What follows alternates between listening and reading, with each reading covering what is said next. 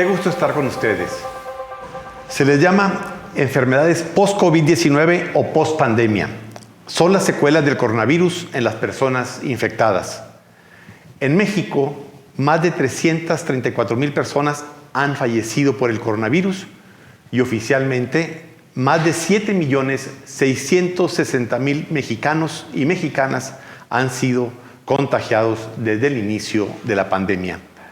Las cifras reales pueden ser mucho mayores. Muchos de estos mexicanos infectados, que se cuentan por millones, presentan hoy cuadros post-COVID-19, afecciones cardíacas, diabetes, hipertensión, problemas de coagulación o enfermedades neurológicas. Algunos especialistas estiman que se ha reducido la esperanza de vida, especialmente en grupos de edad avanzada o con comorbilidades. La secuela de la pandemia ha dejado también una serie de enfermedades mentales y complicaciones vinculadas al confinamiento y al aislamiento social. Soy David Rondo y en esta ocasión me acompañan hoy un grupo de investigadoras e investigadores de la Universidad Autónoma de Coahuila para hablar sobre las enfermedades post-COVID-19. Estamos en Conciencia, un programa de la Universidad Autónoma de Coahuila para conversar sobre temas científicos y sociales de actualidad. Tengo el gusto de presentar hoy en esta mesa al doctor Joel Zapata Salazar. Doctor, bienvenido. Muchas gracias por la invitación. El doctor Zapata Salazar es doctor en Ciencias y Humanidades para el Desarrollo Interdisciplinario. Ha incursionado en distintas áreas vinculadas con las humanidades y las ciencias sociales. Sus intereses actuales giran en torno a procesos de complejidad interdisciplinaria y estudios de frontera, así como temas asociados a la salud mental. Es catedrático e investigador de tiempo completo en nuestra universidad, la Universidad Autónoma de Coahuila, y también es investigador nivel 1 en el Sistema Nacional de Investigadores. También tengo el gusto de presentar a la doctora Ana Cecilia Cepeda Nieto, que nos acompaña hoy aquí. Bienvenida, doctora. Gracias por la invitación. ¿Qué tal? La doctora Cepeda Nieto es profesora e investigadora de tiempo completo en la Facultad de Medicina Unidad Saltillo de la Universidad Autónoma de Coahuila. Tiene una licenciatura de Biología en la Facultad de Ciencias Biológicas de la Universidad Autónoma de Nuevo León, una maestría en Ciencias por el Departamento de Genética y Biología Molecular del CIMBESTAB IPN, y asimismo cuenta con un doctorado en Ciencias en el Instituto de Neurobiología de la UNAM y tiene un postdoctorado en la Universidad de Texas en el área médica. La doctora Cepeda Nieto es investigadora nivel 1 del Sistema Nacional de Investigadores y perfil deseable del Programa para el Desarrollo Profesional Docente. También es investigadora honorífica del Sistema Estatal de Investigación de Coahuila y su área de investigación es la genética de las complicaciones de enfermedades crónico-degenerativas y ha publicado más de 10 textos de investigación en revistas y textos científicos. Está con nosotros también el doctor Alejandro Morales Gínez, es profesor de tiempo completo en la Universidad Autónoma de Coahuila, es líder del cuerpo académico Enfermería Gerontogeriátrica con diversas publicaciones en revistas indexadas en Scopus y JCR, autor y coautor de capítulos de libro. Sus proyectos de investigación han obtenido financiamiento del Programa para el Desarrollo Profesional Docente, el PRODEP, y también ha realizado estudios de inglés en las universidades de Texas y estudios de habilidades para el manejo de software estadístico. Actualmente es secretario de posgrado e investigación en la Facultad de Enfermería Unidad Torreón y miembro de Sigma Theta Tau International Capítulo Alfa. Doctor Morales, bienvenido a esta mesa. Muchas gracias por la invitación. Es un gusto tenerlo aquí. Y presento también a la doctora María Teresa Rivera Morales, que nos acompaña hoy. Doctora, bienvenida. Muchas gracias por la invitación. La doctora Rivera es doctora en Ciencias de la Educación, maestra en Metodología de la Investigación y licenciada en Ciencias de la Educación. También es catedrática e investigadora en la Facultad de Psicología de la Universidad Autónoma de Coahuila, nuestra universidad, y es integrante del Sistema Nacional de Investigadores. Es investigadora estatal honorífica, perfil PRODEP y líder del cuerpo académico Psicología y Educación. Su línea de investigación es el análisis de los procesos psicológicos involucrados en la educación. Es autora de múltiples artículos científicos en revistas indexadas nacionales e internacionales, y entre los libros que ha coordinado se encuentran Orientación Educativa y Tutoría en México y Psicología Educativa. Ha sido acreedora en 3 ocasiones a los premios del Fondo Nacional de Ciencia, Tecnología e Innovadora para la realización de investigadores en el estado de Coahuila. Fue coordinadora de la modalidad virtual y semipresencial de la carrera de Psicología en nuestra universidad. Bien, doctores, bienvenidos a esta mesa. Quisiera iniciar esta conversación con un balance, un análisis personal de cada uno de ustedes sobre la pandemia del COVID-19. Doctor Joel, ¿qué aprendimos en esta pandemia? Bueno, finalmente, habíamos platicado de que esta pandemia ciertamente trajo muchos aprendizajes en distintos niveles. Es un evento al que ciertamente había cierta idea, porque ya habíamos enfrentado fenómenos pandémicos relativamente reciente, recuerdo el fenómeno de la gripe aviar. Sin embargo, aprendimos que muchas de las medidas implementadas fueron eficientes y muchas de las medidas también implementadas no necesariamente surtieron el efecto que habíamos esperado o deseado o previsto incluso. Entonces, esto en general lo que nos plantea es que las pandemias son fenómenos complejos y son fenómenos singulares. Es decir, cada una va a presentar ciertas características que la van a diferenciar de otros fenómenos, aun cuando existan factores comunes, y ante ello se tiene que ir actuando y se tiene que ir actuando con mucha rapidez. Creo que uno de los mayores aprendizajes fue precisamente la capacidad de respuesta que se tuvieron, sobre todo en algunos sectores, particularmente los sectores de salud, para poder hacer frente a esto. Muchas gracias. Doctora Cepeda Nieto, la urgencia llevó a las autoridades y a los sistemas hospitalarios a salvar vidas, pero en un momento pareciera que no hubo tiempo de establecer líneas programáticas de trabajo con modelos de salud y de atención que fueran más eficaces, ¿verdad? Ante lo desconocido no teníamos respuestas. ¿Cuál fue su balance al final de esta pandemia que todavía sigue con sus secuelas? Tiene razón. Esta pandemia, podríamos decir, ahorita estamos en el tema post-pandemia y realmente, pues sí, ya no es una pandemia, pero sin embargo la enfermedad continúa. Es más, ahorita estamos en una nueva ola de COVID, entonces realmente es una enfermedad que llegó para quedarse, ¿sí? Y donde los sistemas de salud sí les pegó por sorpresa cómo tratar la enfermedad, pero ahora pues ha aprendido mucho el sistema de salud cómo manejar la enfermedad, la gente también aprendió a cómo cuidarse, cómo mantenerse saludable, porque sabemos de que hubo muchas comorbilidades de personas que llevaron a la muerte. Aprendimos, muchas personas que eran antivacunas aprendieron los beneficios de las vacunas para poder aplicárselas, porque sufrieron muertes de personas cercanas y entonces agarraron la onda y se vacunaron. Así pasó realmente. Tengo casos cercanos que así fue. Y entonces realmente ha sido un aprendizaje continuo y ahorita estamos aún continuando luchando con el virus, pero también ha sido algo importante porque ha traído conocimientos, pues el avance también científico, ha traído conocimientos en avance científico para poder combatir la enfermedad. Y lo que sí es que la enfermedad que llegó para quedarse. Muchas gracias. Doctor, dentro de esta singularidad de la que hablan los doctores, ¿qué aprendimos y cómo quedamos después del golpe brutal de los primeros meses de la pandemia? ¿Qué aprendimos? Pues fíjense que aquí pasó algo muy, como dicen, muy singular, fue algo muy súbito, fue algo muy rápido, fue una respuesta rápida por parte del sistema de salud y del personal. El personal se tuvo que habilitar, tuvo que aprender el manejo. Se desarrolló de una manera impresionante la parte de investigación, pero también a nivel de sistemas de salud estuvimos viendo que la respuesta, ¿no? Tuvieron que adecuar espacios, tuvieron que generar, incluso jalar el recurso para poder dar atención a todo el personal de salud, a todas las personas, a toda la población que lo requería.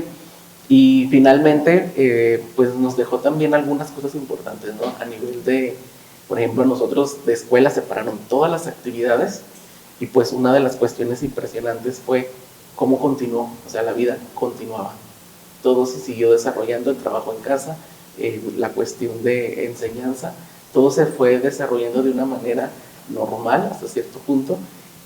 Y pues finalmente yo creo que se dio respuesta y nos mostró que estamos preparados para poder hacer frente a cualquier situación que se nos presente. Muchas gracias, doctor. Doctora Tere, como investigadora, como educadora, ¿qué le dejó la pandemia? Yo creo que la pandemia nos dejó, bueno, primeramente como educadora nos dejó grandes aprendizajes en la forma en cómo enseñamos, sobre todo en que no estábamos preparados, muchos de nosotros no estábamos habilitados, incluso teníamos las posibilidades de haberlo hecho antes y no lo hacíamos, que es el uso de plataformas, el entrar a esta nueva era digital de la elaboración de objetos de aprendizaje, y yo creo que aprendimos muy rápido usarlos, hacerlos partícipes, aprender a sacar lo mejor de esta parte de la educación virtual y entender que los alumnos pueden aprender de una manera diferente y lo hacen de una manera totalmente diferente. Y yo creo que seguimos aprendiendo de la forma en cómo debemos acercar el conocimiento, sobre todo a los universitarios, a los jóvenes, a los niños, porque ya son generaciones totalmente diferentes y ya migró la idea de la educación tradicional que nosotros teníamos en mente, ya es otra tradición que se tiene de la educación y la vamos desdibujando. Como investigadora, yo creo que me quedó muy claro que también existen nuevas formas de hacer investigación.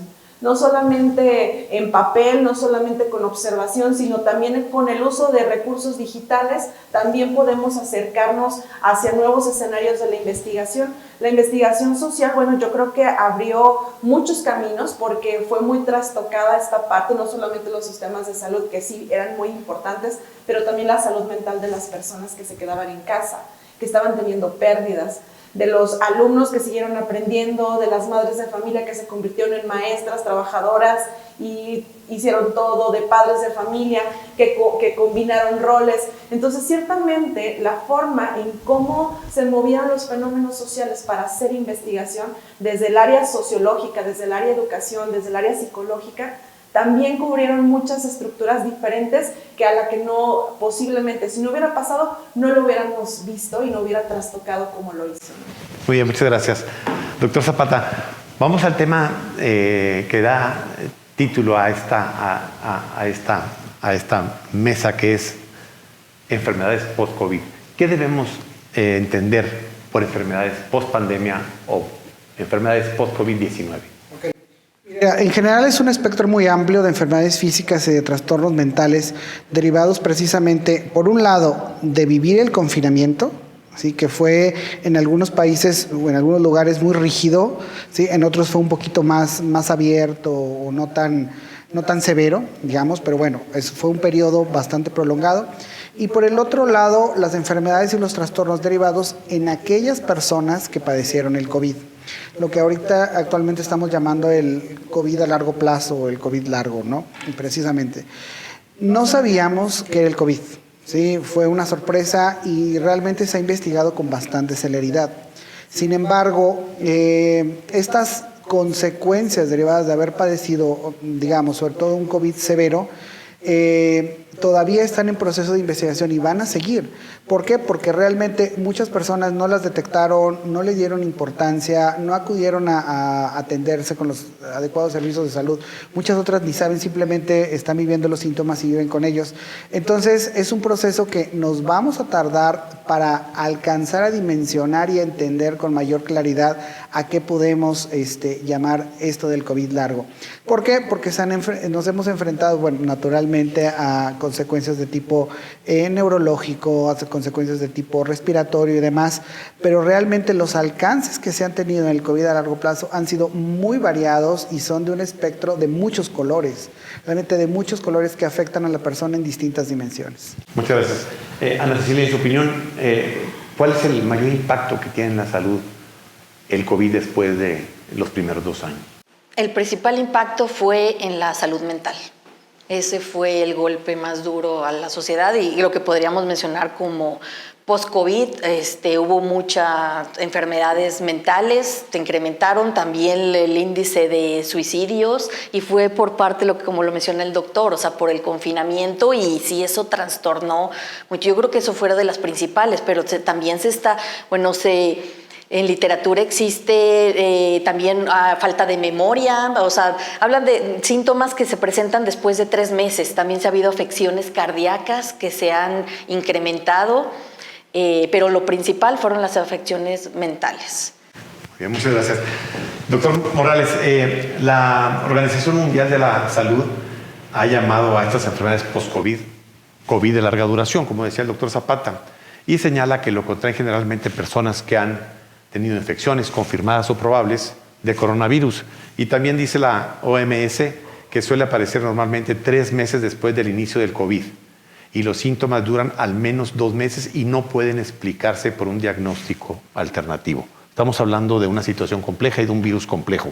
Así es, porque finalmente no sabemos cómo es que estas personas, después de tanto tiempo, siguen con este tipo de afecciones.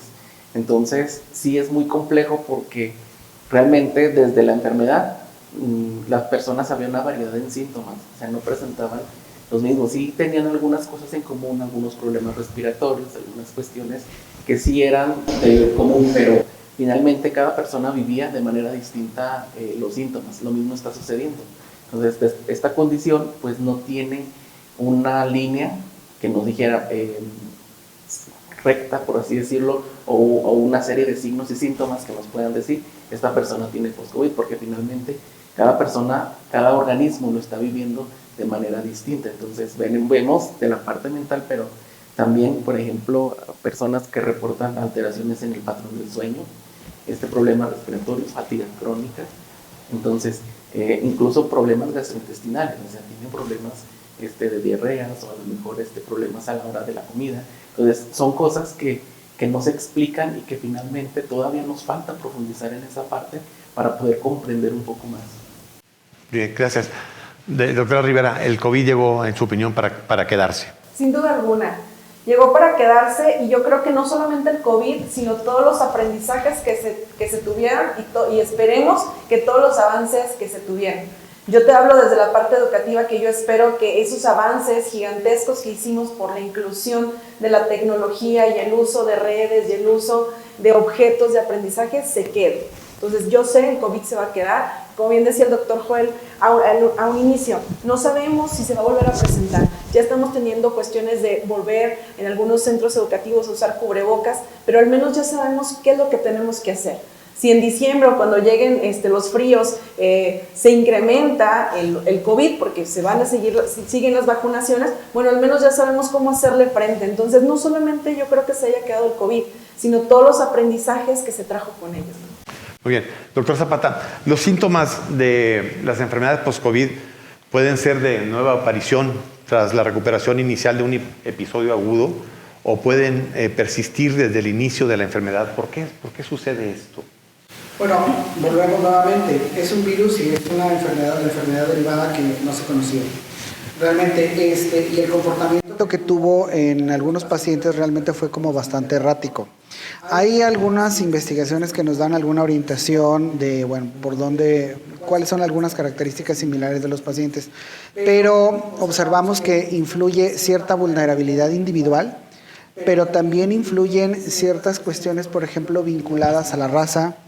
Hubo poblaciones que fueron más afectadas que otras, hubo otras más vinculadas al sexo. Por ejemplo, en algunos países los hombres fueron más afectados en general y sobre todo hombres jóvenes, más afectados que las mujeres. Parece que tienen mayores factores protectores que los hombres. Por el otro lado, también tiene mucho que ver, por ejemplo, el estilo de vida y las enfermedades precedentes. Naturalmente había pacientes con cierta vulnerabilidad, pacientes diabéticos o con otras enfermedades crónicas. Sin embargo, hubo pacientes que no marcaban algún patrón de enfermedad previo y se vieron gravemente afectados. Entonces, realmente con el COVID, una de sus características es de que los patrones que seguía pues no eran como tan predecibles como con otras enfermedades o con otros virus, ¿no? Por eso también ha complicado el conocimiento del comportamiento de la enfermedad. Al día de hoy ya tenemos un poco de más claridad en esto, pero pues bueno, hay cepas distintas, cada una se va reproduciendo de manera distinta, N cantidad de mutaciones y de variantes, y esto, bueno, tendremos que ir observando con el tiempo. Muy bien, muchas gracias. Doctora Cepeda, hablaba usted del impacto que ha tenido el COVID y el post-COVID en la salud mental. ¿De qué manera le impacta a los jóvenes la pandemia que todavía vivimos en sus secuelas? ¿De qué forma le ha impactado? Pues, bueno, ha tenido repercusiones en el aula de estudio. Los chicos, al tener las clases en línea y así como que, no sé, se volvieron más flojillos, regresaron ya sin tanto entusiasmo, sin tanto ánimo. Esa generación que le llamamos post-pandemia, de verdad sí ha tenido un rezago en el estudio, porque yo creo que no atendieron nunca realmente las clases en línea, y eso ha afectado muchísimo, y aunado al estrés de estar en la casa, la depresión de estar encerrados, de no saber qué está pasando, no poder salir a jugar con sus compañeros, ni a fiestas, todo. Entonces realmente sí ha afectado a los chicos en cuestiones educativas, y me imagino, y también hubo cuestiones familiares, que hubo afectación, la cuestión de COVID, aumentaron los divorcios, aumentaron las peleas con parejas, o sea, todo eso ha afectado muchísimo. Y ahorita es poquito a poquito ir volviendo a la normalidad, o a tratar de vivir con el virus.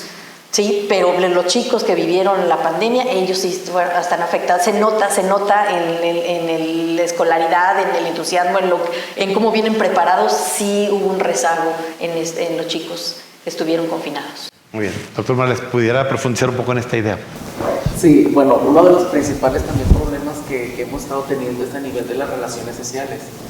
Muchos de los chicos, al estar en confinamiento, pues perdieron esa habilidad incluso de poderse relacionar con los demás. Entonces, ahorita uno de los problemas también que estamos viviendo es esto, que los estudiantes, o los chicos, en este caso los adolescentes, los jóvenes, tienen esa dificultad, no quieren, o sea, no tienen ese problema, no saben cómo relacionarse con los demás, no saben cómo acercarse, cómo trabajar, y entonces en equipo, y entonces eso también es algo muy grave y algo pues severo, porque yo creo que gran parte de las profesiones o de las disciplinas en las que estamos nosotros inmersos implica esa parte de tener que tratar con el otro, de tener un acercamiento con el otro. Entonces esa es una parte. La otra cuestión es que generó mucho miedo.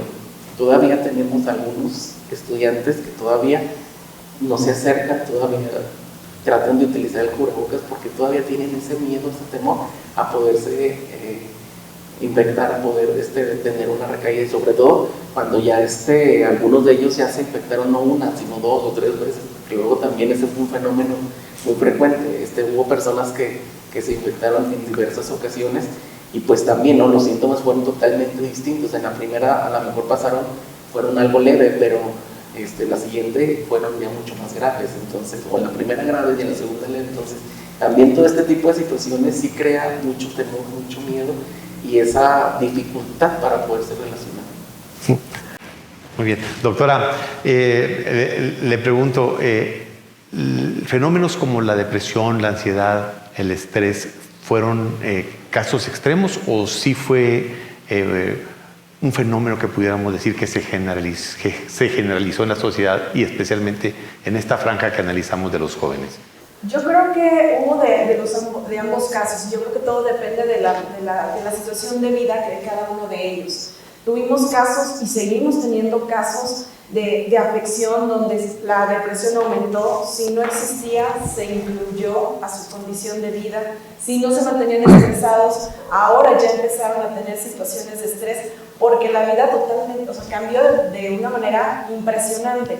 Y el hecho de tener ciertas habilidades para hacerle frente, yo creo que fue lo que marcó la diferencia entre persona y persona para estas condiciones. Sin embargo, lo que sí observamos en los estudiantes es que se generalizaron elementos de ansiedad, se generalizaron elementos de estrés que ya lo están llevando a las aulas, que ya tienen estadios mucho más grandes de esta condición. Y automáticamente, a lo mejor me equivoco, yo creo que el doctor Juan me va a poder precisar, algunos ya lo conceptualizaron.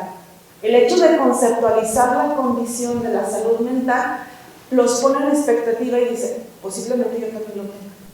A lo mejor no tiene la condición, pero ya se suma al colectivo al ver que la mayoría de sus compañeros presenta este miedo de ir a las aulas, presenta esta condición de que es de mucho trabajo cuando venían, que fue un año y medio de una tarea, 2 tareas, a realizar un ambiente áulico donde el maestro, donde tienes la puntualidad, donde tienes que estar, donde son N cantidad de cosas, ve que ciertos compañeros y empiezan a adoptar estas condiciones de ansiedad, por ejemplo. O nos hemos dado cuenta con investigaciones que elementos que antes no causaban ansiedad, ahora se están siendo causantes de ansiedad. Por ejemplo, yo estudio la parte de lo que genera ansiedad y lo estamos estudiando en alumnos de secundaria, y antes nos decían, es que le genera ansiedad el examen. Tú dices examen y automáticamente el muchacho se asusta, le da miedo, se estresa, le empiezan a sudar las manos. Y ahora una condición es que lo que le genera ansiedad es que el maestro no lo ve, no se siente visto, no se siente acompañado, no se siente que es parte de algo, por esta parte de no poder convivir, entonces que él tampoco sabe cómo convivir. Entonces es una situación cíclica de condiciones de salud mental, pues que tenemos que trabajar. Gracias, doctor. ¿Ya conceptualizamos la pandemia? Creo que conceptualizamos la pandemia de manera múltiple, de manera diversa, ¿no? Hay algunos autores incluso que proponen algunos otros términos para poder entender esto, dado incluso les hablan de una sindemia, enfatizando el carácter sistémico que afectó factores económicos, sociales, culturales, educativos, de salud y demás. Sin embargo, más bien creo que lo que todavía no terminamos de conceptualizar es la dimensión que esto puede tener, el alcance que esto puede tener y cómo puede afectar la vida cotidiana. Es decir, cómo podemos aprender a vivir no en una pandemia permanente, pero sí con las consecuencias que esto trajo, porque como bien dijeron, llegó para quedarse, pero ¿qué implica el llegó para quedarse? Entonces sabemos que probablemente van a seguir viniendo olas de COVID, ahora va a ser el COVID de los vacunados. Pero ¿qué implica el COVID de los vacunados? Sí, entenderíamos que va a ser más atenuado, más leve, pero aún así siguen teniendo una sintomatología bastante diversa, incluso los vacunados, ¿no? Entonces hay que observar, hay que esperar, aun cuando ya pasaron 2, 3 años, pero este es un fenómeno que se tiene que observar en la larga duración. Muchas gracias. La ONU señala en sus reportes médicos que durante los primeros 2 años de la pandemia se incrementó entre un 25 y un 27% la prevalencia de la depresión y de la ansiedad a escala mundial, junto con ellos el estrés. La prevalencia, ajá. Sí, aumentó en un 25 un 27% este tipo de situaciones médicas en la salud mental. Doctora, ¿cómo le va a afectar a los niños en el futuro esta ola de pandemia? No, pues va a estar complicado. Vamos a tener adultos con problemas serios mentales si no se tratan, si no se canaliza a quienes realmente se afectó más, ¿no? Que los que le llegaran a impactar más, si no se canaliza va a estar un problema a nivel adultos, pues serio. Porque si hay muchos niños que les afectó más, otros pues la sobrellevaron y lo que sigue. O sea, ya depende de cada quien, pero sí. Pues no solo enfocarnos en la salud mental, también en la salud, por ejemplo, el estado física. O sea, por ejemplo, algo de que nos aprendimos, quisiera andar, es, por ejemplo, supimos que las comorbilidades con las cuales más afectaba pues era obesidad, diabetes, hipertensión. Entonces muchas personas ya saben que esas son las comorbilidades que te llevaban a la muerte. Y entonces muchas personas han cambiado su rutina de vida al tratar de comer mejor, hacer más ejercicio, porque, no sé, se dieron cuenta que con eso un familiar murió por COVID, a pesar de estar vacunado, ¿sí? Entonces vamos a tener diferentes tipos de respuesta de personas, va a depender de nuestro propio genoma, de nuestro propio metabolismo. Hay personas que aunque las vemos delgaditas, son obesos metabólicamente, así lo llamamos, obesos metabólicamente, porque metabólicamente no funciona bien, y esos son los que se iban para abajo, son los jóvenes que se iban para abajo, y dices, ¿cómo? Si las personas que de 60 a 65 años, que esos estaban estipulados como la edad de mayor riesgo y la edad que mayor murió, ¿por qué se murieron personas tan jóvenes? Pues mal metabolismo. ¿Me explico? Entonces, realmente hubo problemas ya me fui por otro tema, ¿verdad? Pero entonces, esto de la ansiedad y pérdida es importante, pero también hubo cambios en cuanto a la salud física. Creo que ha habido cambios importantes en las personas, tomar conciencia de esto, que son comorbilidades importantes para poder combatir virus, pues como el COVID o la influenza y todos los virus, y luego a veces son los dos virus al mismo tiempo, son comorbilidades importantes que hay que combatir, y las personas sí han adquirido esa cultura de combatir y mantenerse en estado saludable. Muchas gracias. Doctor Morales, la ONU estima que se perdieron durante la pandemia y obviamente en esta época de la pospandemia 2 años de escolaridad. ¿Usted estaría de acuerdo con esta afirmación? Pues la verdad es que sí, sí se perdió bastante. El problema aquí es que se les dio un rol, como mencionaba la doctora, se le dio un rol a la mamá, entonces no es igual. O sea, finalmente los métodos, el conocimiento que se tenía, finalmente no es igual. Entonces sí hubo ahí una pérdida importante de conocimiento. Incluso nosotros lo vivíamos en las clases cuando nosotros estábamos al momento de estar en línea. Yo la verdad, yo no sabía si estaban presentes o no. Sabes que estaban conectados, pero a veces les hablabas y ni siquiera te respondían. Entonces yo les decía, en ocasiones me sentía solo y decía, bueno, estoy hablando, pero realmente estarán ahí. Entonces se iba perdiendo esa parte de socialización, de la educación. Y de la educación, totalmente, porque finalmente fue algo complejo, fue algo complicado. Los niños, ni se diga, ¿no? Las mamás tuvieron que entrar como a hacer el papel el profesor, les mandaban las tareas, pero luego en ocasiones me tocó verlo, por ejemplo, con mis sobrinos, que decían, esta tarea la tienes que hacer, pero no es obligatoria. Entonces se va perdiendo toda esa parte de obligatoriedad, y finalmente pues el resultado yo creo que lo veremos, ya lo vamos a vivir, ya lo estamos viviendo, ¿no?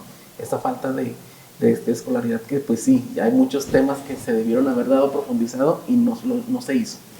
Doctora Tere, hemos aprendido mucho, pero es obvio que todavía faltan muchas cosas más por aprender en este proceso de pospandemia. Los procesos de evaluación educativa creo que es parte de lo que está en las asignaturas pendientes. Sin duda alguna.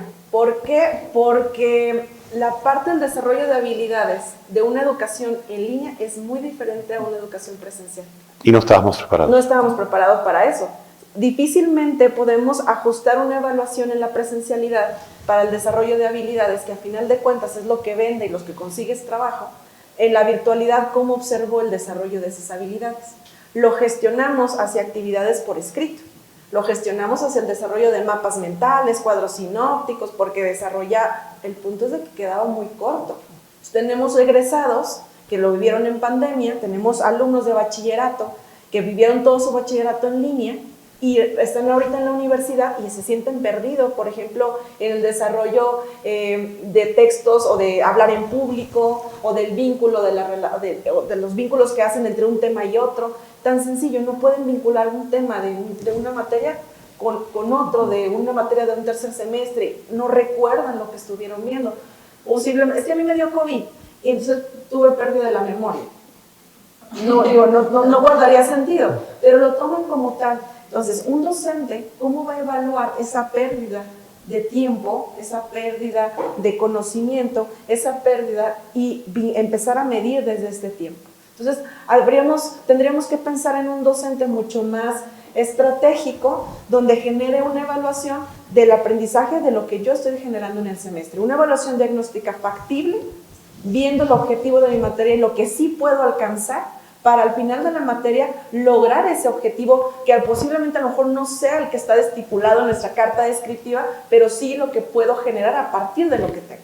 Entonces, es una gestión del aprendizaje muy importante. Muchas gracias. Doctor Zapata, ¿qué papel juega la medicina preventiva en las enfermedades post-COVID-19? Bueno, toda la prevención en general juega un papel fundamental. De hecho, nuestra capacidad de reacción ante un evento como este realmente está muy condicionado por precisamente la capacidad para poder prevenir ciertas cuestiones, ¿no? En general, lo que hemos visto que es imprescindible, independientemente de que sea COVID o cualquier otro evento de esta naturaleza, es la promoción de estilos de vida saludables, que eso es fundamental para cualquier situación de estas y que seguramente abona a nuestra capacidad de respuesta, que vimos claramente que los sistemas de salud se vieron superados, incluso en países con mayor poder adquisitivo que el nuestro, hasta ellos se vieron superados, ¿no? Entonces, insisto, promover estilos de vida saludable en donde las escuelas son un espacio privilegiado para eso, es una tarea que todavía tenemos pendiente. La salud preventiva, doctora, también debe estar presente en la salud mental, obviamente. Claro, la salud preventiva es, como comentaba hace ratito, mucha gente tiene como conciencia, a lo mejor otra no, pero hay la labor de nosotros como docentes de los chicos es tratar de encaminarlos a mantener la salud y por lo menos preventivo para las afecciones que vienen, porque esto continúa. Y la cuestión de la vacunación va a ser como la influenza, o sea, cada año vamos a tener que vacunarnos contra COVID, porque ya quedó y va a ser como la influenza, cada año hay que volverse a vacunar. Ya va a ser parte, va a ser una nueva cepa siempre va a ser una nueva cepa. Lo bueno es que las cepas han modificado y ya no hay tantas defunciones. Esto es lo que hemos mejorado, ya no hay tantas defunciones, porque, reportes de la OMS indican algo bien interesante. América fue el segundo continente en defunciones. El primero fue África, según reportes de la OMS. O sea, el segundo fue América.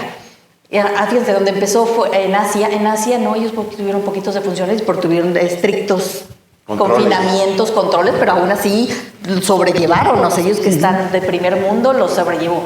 Y les quería decir, por ejemplo, en México los estados del norte, que son los que es característicos con obesidad, diabetes, hipertensión, son los estados donde mayor hubo defunciones.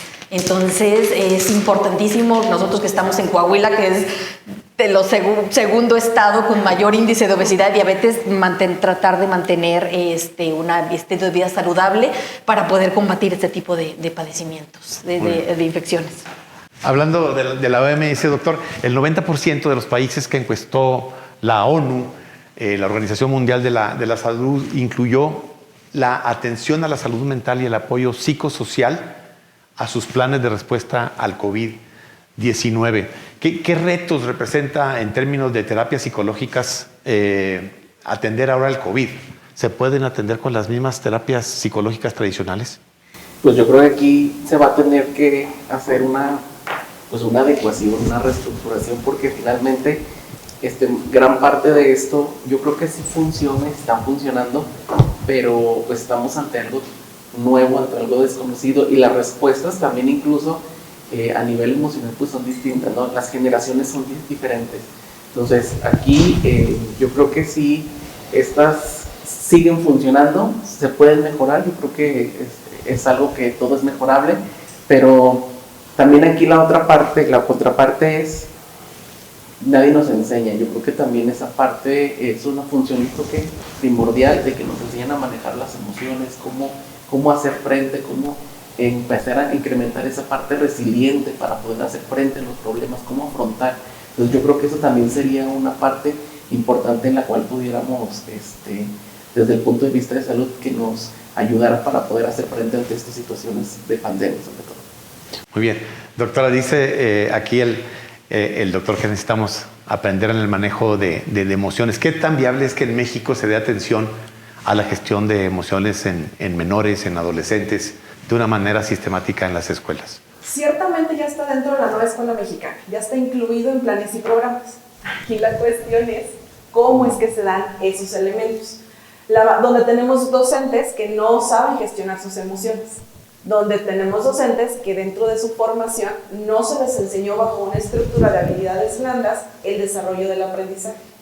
Entonces, pues pese a que lo tenemos en planes y programas, pues todo se queda en papel. Tendríamos que empezar a trabajar con docentes, con la población en general, para esta parte del manejo de las emociones, sobre todo el manejo a la frustración, que yo creo que es a lo que más atañe la problemática, y abonando a toda una condición de salud y de salud mental. Y yo creo que si le entran la parte del deporte, la parte de sentirte bien, de buscar tener una buena alimentación y de sentirte bien como persona dentro de tus emociones, puedes combatir la ansiedad, la depresión, enfermedades, y es un ciclo. Entonces tenemos que tener una educación para la salud viable y bien estructurada, que aunque en México sí la tenemos delimitada en planes y programas, no se tienen estrategias factibles. Aquí la cuestión es hacer un llamado a las autoridades, al menos de Coahuila, para que también se atienda estas condiciones de una forma factible. Y regresamos a la parte de la investigación. Saber en un focus en específico cuáles te faltan. Porque si voy al desarrollo de todas las habilidades y no eran las que me faltaban, pues estoy haciendo una mala inversión del tiempo. Entonces es detectar cuáles me faltan, cuáles tengo, y a partir de eso gestionar estructuras de aprendizaje factibles a esas necesarias o a esas que no tengo. Muy bien. Muchas gracias, doctora. Doctor Zapata, ¿qué debilidades y qué fortalezas tenemos actualmente después de estos años de pandemia frente a las enfermedades post-COVID-19?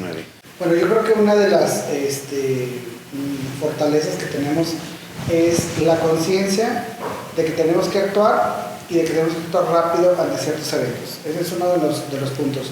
Se han generado, se han modificado ciertos elementos, por ejemplo, dentro de las mismas instituciones educativas la virtualidad también llegó para quedarse. Ya existía, ya estaba en muchos sistemas, en general, muchas áreas del sistema educativo, niveles y demás, ya la virtualidad era una cuestión común, vaya, dentro. Sin embargo, no era generalizado, y particularmente en la educación básica, que es donde más se sufrió con esta parte. Entonces, incorporar las tecnologías de la información y la comunicación al aprendizaje es uno de los puntos que nos ha fortalecido en todo esto. Por el otro lado, la conciencia del autocuidado es otro elemento también muy importante. Cuando estamos en lugares cerrados, pues utilizar el cubrebocas, el lavado de manos, ciertas cuestiones así muy básicas que, bueno, pudieran hacer la diferencia ante ciertos contextos, y sobre todo esto que comentaba la doctora de que van a seguir viniendo olas, ¿no? Es importante, ¿no? La cuestión de la atención. Si ustedes recuerdan, cuando empezaba la pandemia, muchas personas se infectaban y todavía tenían duda de que si asistían al médico, atención o no, creían que se les iba a pasar porque tan solo iba a ser una gripa que se les iba a quitar a los tantos días. Entonces, bueno, ya te empiezas a sentir mal, ves que algunos síntomas ya no cuadran dentro del esquema general de gripe, vámonos con el médico y te hago la prueba, ¿no? Entonces, este tipo de cuestiones creo que estamos más sensibilizados. La sensibilidad, por ejemplo, ante vacunarte.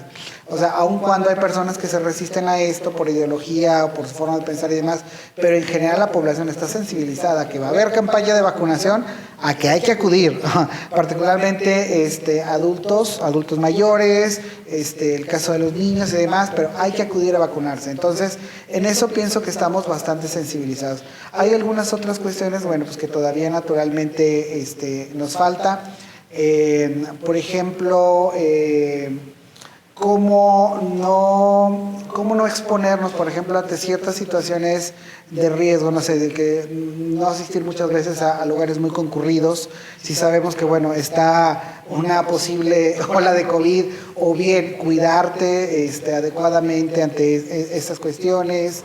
Por ejemplo, insisto, sobre los estilos de vida saludables, es decir, no es de que me voy a poner a hacer ejercicio, voy a comer bien porque me va a dar COVID o no, sino es un continuo en el día a día y hacer conciencia para que cuando esta situación se pueda presentar, bueno, tengamos unas mejores condiciones para poder enfrentarlas. La sensibilidad, por ejemplo, que tenemos ante ciertas cuestiones de salud mental, por ejemplo, al menos ya los alumnos tienen el radar de qué es la ansiedad, que era un término pues como que muy clínico y muy específico del área de salud, pero al menos, bueno, saben que pueden estar presentando ciertos síntomas de ansiedad, están más sensibilizados y están más susceptibles de, bueno, necesito atención, necesito apoyo, ¿con quién puedo ir? En ese sentido creo que dimos un paso adelante. Doctor, y es complejo porque decíamos ahorita, a diferencia del COVID-19, ni siquiera hay pruebas diagnósticas que nos permitan detectar las enfermedades post-COVID. Así es. No hay manera de detectarlas. No, porque el espectro también es tan amplio que no sabemos. Influyen factores genéticos, factores ambientales, entonces no lo sabemos con precisión. Doctora, Todavía seguimos aprendiendo. Sí. Todavía seguimos aprendiendo. Hacia allá voy. Sí. ¿Hacia dónde debemos enfocar la mirada en los próximos años? En los próximos años, pues la tendencia se va a tratar de seguir. Bueno, ahorita, por ejemplo, ya avanzó la tecnología en vacunas y ahorita ya hay unas vacunas dobles en las cuales se está inyectando no solo RNA mensajero, sino también el vector viral, y porque se ha visto que tienen, eso es en Estados Unidos. En Estados Unidos hay doble vacuna. Sí, entonces se está avanzando en cómo combatir mejor la enfermedad. En la cuestión científica también se está avanzando en tratamientos médicos, medicina que pueda combatir la replicación del virus para terminar rápido con la enfermedad y no dejar que progrese más en las personas con lo que les decía, con obesidad metabólica. Que progrese, se venga la cascada de citocinas y las personas se vayan a severidad de síntomas y pues hasta muerte. ¿Sí? Entonces se está tratando de combatir la replicación del virus con medicamentos, aparte de lo de las vacunas que también se está tratando de reforzar. Todo esto es en los aprendizajes y es en lo que continúa, esto que estamos viviendo de COVID. ¿Hasta dónde debemos enfocar la mirada, doctor? Yo creo que a esa parte, retomar nuevamente esa parte de autocuidado y promoción de la salud, esa parte que es muy importante para que en futuras pandemias pues no nos afecte, y sobre todo, ¿no? Tenemos, yo creo que muchas muy buenas herramientas tecnológicas, buenas herramientas que no debemos descuidar y que debemos de seguir mejorando, de ver de qué manera podemos nosotros utilizarlas para con un fin positivo y proactivo, y porque también va en ese sentido. Tere, ¿cómo respondieron y cómo deben responder las universidades ante la pandemia y ante la era post-COVID? Creo que respondieron con lo que tenían y lo hicieron de la forma que lo pudieron hacer efectivo. La verdad que hicieron maravillas con los recursos, tanto físicos como de docentes, y tienen que visualizar hacia un mundo donde la virtualidad no se va a terminar, donde generen nuevas estructuras de aprendizaje, porque así como vino el COVID, no sabemos si va a venir otra de igual magnitud o peor magnitud, y hay que estar preparados. Nunca nos había pasado, yo creo que el tener una pandemia de este tipo, pero ya no tendríamos que repetir la historia de nueva cuenta, al menos hablando de cuestiones educativas. Muchas gracias. Muy bien, entramos a nuestra fase de conclusiones. Doctor Zapata, me gustaría que hiciera sus conclusiones sobre este tema que estamos abordando sobre las enfermedades post-pandemia o post-COVID-19. Bueno, primeramente, pues agradecer la invitación, como te había comentado, en un tema tan plural y tan complejo como este, y sobre todo enfatizar la importancia de tener abordajes multidisciplinarios e interdisciplinarios para poder verlo de una manera más integral. Vemos que afectó a personas, vemos que el COVID y el post-COVID ha afectado a las sociedades, ha afectado a grupos de maneras diversas y con distinta intensidad. Entonces, investigarlo desde las ciencias sociales, investigarlo desde las ciencias de la salud, investigarlo desde distintos frentes nos va a brindar información. Pero recordemos que esta información que se transforma en conocimiento tiene que aplicarse finalmente. Entonces, aplicar ese conocimiento de manera sistemática, organizada, es una segunda tarea que es prioritaria y que también es importante, y hay que hacerlo también con celeridad, con oportunidad. Si algo nos dijo esta pandemia es de que lo que menos teníamos era tiempo. ¿Por qué? Porque se morían personas, porque empeoraba cada vez más la calidad de vida de muchas otras, entonces teníamos que investigar y teníamos que implementar con celeridad. Entonces, si algo ha caracterizado nuestros tiempos es precisamente la velocidad, y esto nos viene a ratificar que las condiciones en que incluso trabajábamos para producir ese conocimiento han cambiado, ¿no? Y un aliado que tenemos muy fuerte es la tecnología. Si algo también va a estar marcando el siglo XXI es la tecnología, y esta pandemia lo reveló con claridad. Muchas gracias. Doctora Cepeda, sus conclusiones. Pues bueno, tenemos que estar pendientes de las olas que vienen de COVID. pues, y de estar pendientes de las campañas de vacunación que hay para continuar. O sea, no se ha acabado, hay que estar pendientes de si conocemos personas infectadas, que ahorita está pasando ya hay chicos en mi salón, hubo chicos infectados, o sea, ya lo estamos viviendo de forma cercana para tratar de, pues, adquirir o decidir usar tapabocas o tomar ese tipo de normas.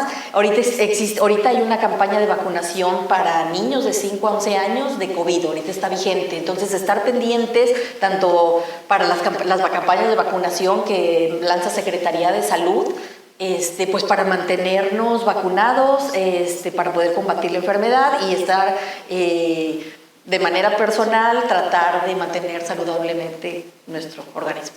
Muchas gracias. La UNAM lanzó, de hecho, hace 3 semanas una nueva alerta por una nueva ola de contagio a nivel nacional. ¿Cuáles son sus conclusiones, doctor? Pues no bajar la guardia. Aquí la cuestión es que finalmente ya vivimos este periodo, sabemos que puede llegar en cualquier momento, en el momento menos esperado, y finalmente tenemos que estar preparados. Entonces, esto que aprendimos, que no se nos olvide y estar siempre alertas a las indicaciones, a estarnos cuidando, como mencionaban ya previamente, y sobre todo, ¿no? Ver qué recursos tenemos, porque esos son los que nos van a llevar o nos van a poder hacer que salgamos adelante. Entonces, aquí lo importante es siempre estar alertas. Doctora, sus conclusiones sobre esta mesa. Radican sobre seguirnos cuidando, buscar tener hábitos saludables. El tener hábitos saludables van a permitir tener una salud mental efectiva, hacer ejercicio, tener una buena alimentación y seguir aprendiendo de una forma objetiva de todo lo que viene con el COVID, de todo lo que ha traído, sacar lo mejor de estas condiciones y mantener aquellos aprendizajes que se lograron en ese periodo para seguir avanzando de la mejor manera. Muchas gracias. Muchas gracias, doctores. Hoy en Conciencia hablamos sobre enfermedades post-COVID-19 y las secuelas de la pandemia en salud. Seguramente volveremos a él en este espacio de análisis y discusión de la Universidad Autónoma de Coahuila. Doy las gracias a las y los investigadores de nuestra Casa de Estudios por sus aportaciones y por sus reflexiones sobre este tema. Doctores, muchas gracias por acompañarnos en esta discusión. Soy David Rondo, muchas gracias por su atención.